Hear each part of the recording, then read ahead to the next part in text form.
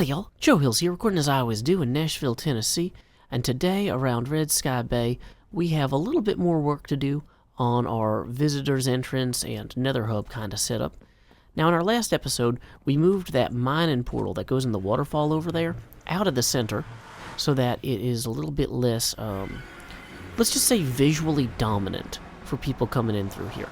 Now what we have not done, however, is to establish kind of a new way for people to get redirected to various places through here.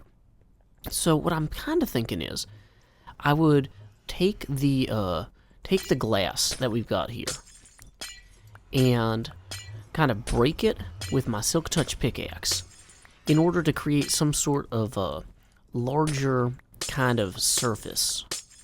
Now I'm not sure if I want to completely get rid of the white wool here, but I will definitely need to smash and bash all of this. And in the process, we're going to be doing a lot. Actually, how big should I make this? Because realistically, if I was going to make this circular, I might even need to start it as far back as this so I can point it to there. So, yeah, okay. So we're going to have a lot of breaking in this episode. Tons of breaking. Smash and grab. Also, one thing I wanted to discuss is I was talking on Discord with a fellow named King Noobs, and he mentioned something about Quantum Leap, and it reminded me that a while back I started working on some Dungeon Master rules for running a Dungeons & Dragons campaign that kind of had a Quantum Leap feel to it. For those of you guys who don't know, Quantum Leap was a show made in the 80s. I think Tom P. Bellisario was the name of the originator of the idea and showrunner, and famously it starred the guy who went on to play Captain Archer in Star Trek Enterprise.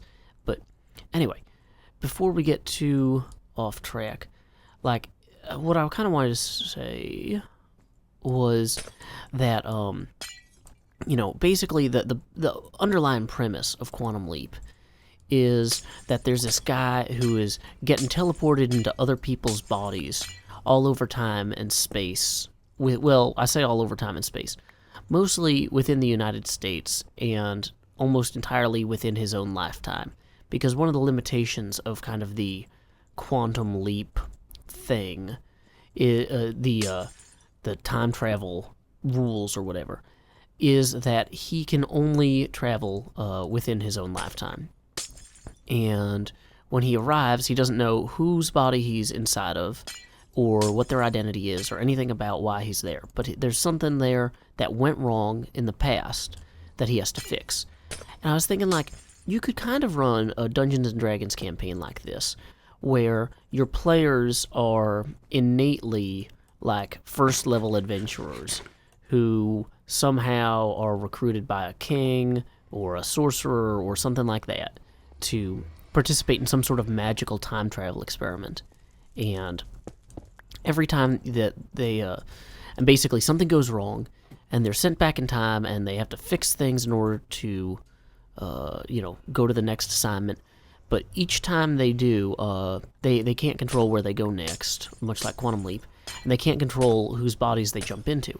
So you might have everybody with, level 1 characters, in the shell or outer story, but then in the kind of Quantum Leap past that they're sent into, the Dungeon Master might hand them level 4 character sheets or something like that and say, okay, you are now a level 4 wizard because that's the body of the person you jumped into, that sort of thing.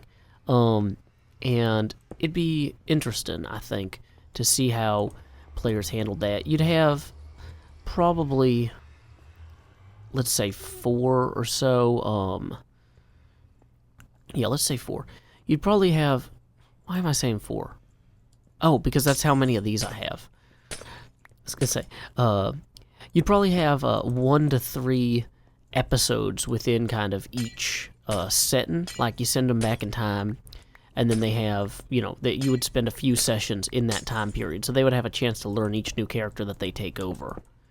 But you could basically do kind of a survey of the worlds of Dungeons & Dragons, or of the concepts or classes or whatever of Dungeons and Dragons characters, without necessarily locking your players into playing a specific thing indefinitely.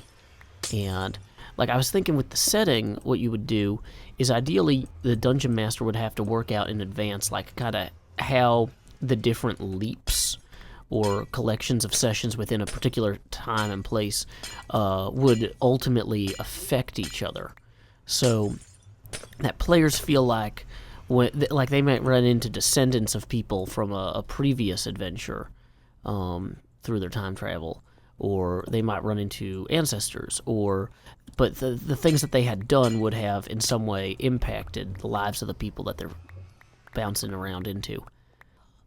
Alright, so I've gone ahead and I've set up these two kind of split glowstone branches off from this main path here, as well as kind of established a rough kind of cut in the wool underneath here.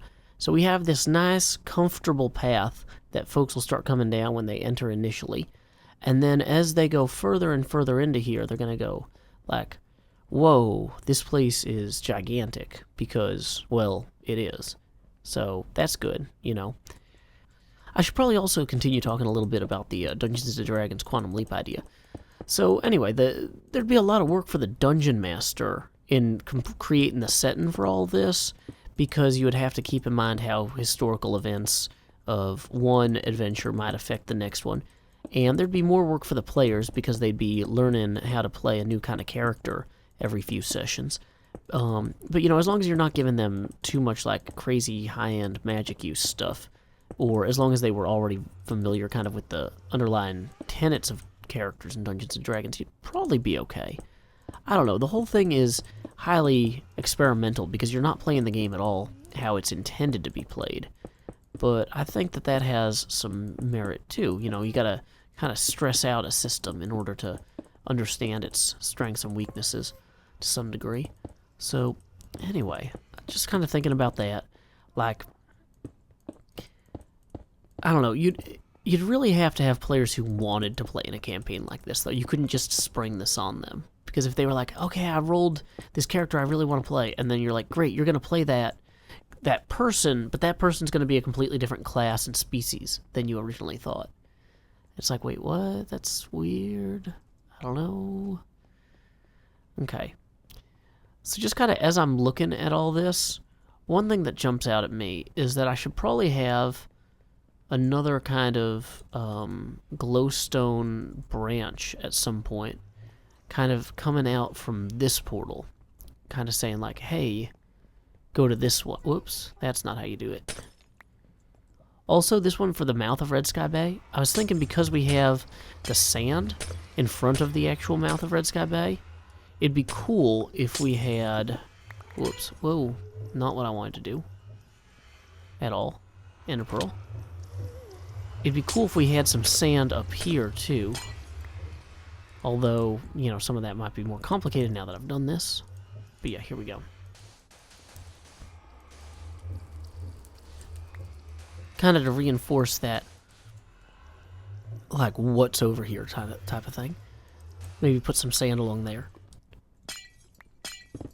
Whoops. A little bit more than I needed to remove there, but... yeah, just that sort of little kind of framing element can be really helpful. So, we would, like, label this then. Perfect. And we should probably put, like, a little torch above that, just so that folks can read the sign. There we go. Okay. So then I was thinking kind of, if I came out from here diagonally, I should have, like, a similar kind of multi-glowstone thing with a sign that says, you know, kind of points toward that. Now, the problem with that is if I'm going at the 45-degree angle, that's going to be, like, all the way here. It's going to be pretty far up, I think.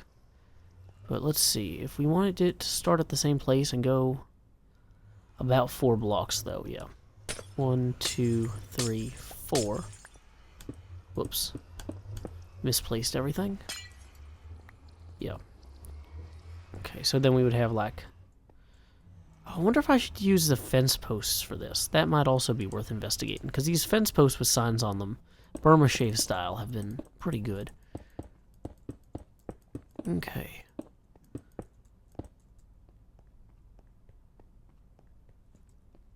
Yeah, and then I could even possibly reintroduce some of these,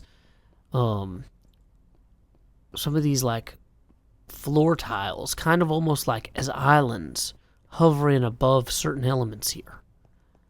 Oh, I actually really like that. So, for example, I could put some directly underneath here, kind of leading toward here to make people feel like, okay, this is clearly more of a path. Okay, yeah, this has some merit. Not sure exactly how much, but we'll have to kind of think about this on a case-by-case basis. Oh, that's interesting too, because the further out parts could possibly also have kind of some sort of... the wool would follow the ripples more. Huh. Yeah, okay. I'm just kind of thinking this through as I do it, and there's a lot of strengths to that. But one thing I want to do, I think, is to take some of the extra wool and to fix up some of the carpet that's missing places, or missing pieces, because there's plenty of that right now. So let's go ahead and take care of some of that. Time skip. Anyway, I started work on this carpet down here, and I realized even with all the wool I'd recovered out of that I still needed a little bit more. So I went and sheared some sheep,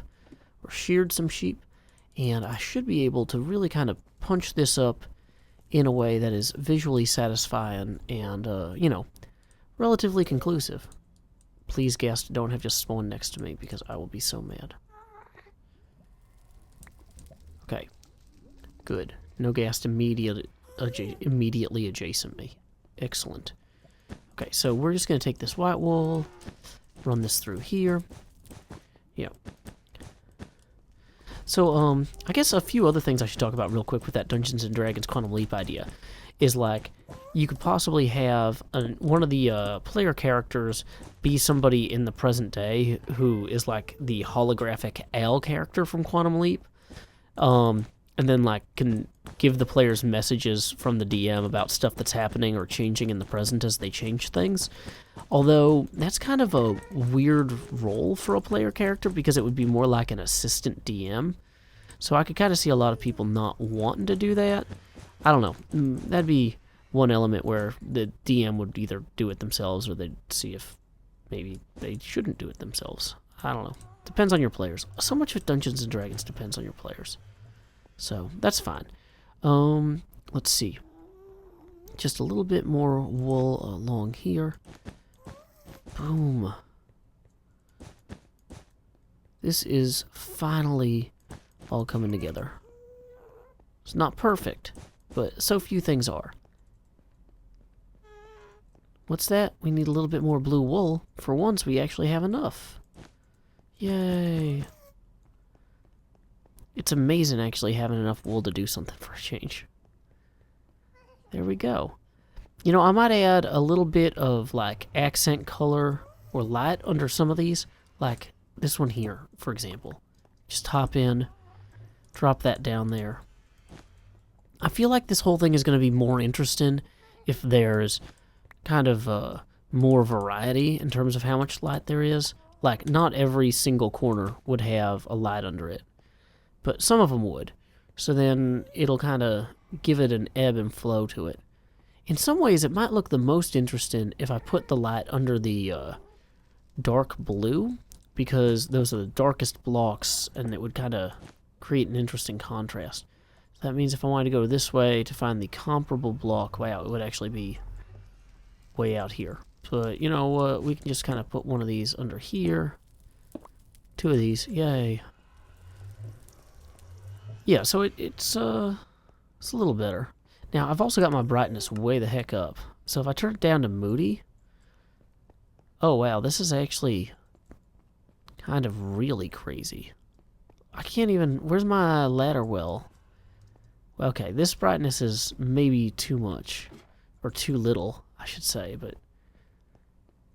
Yeah.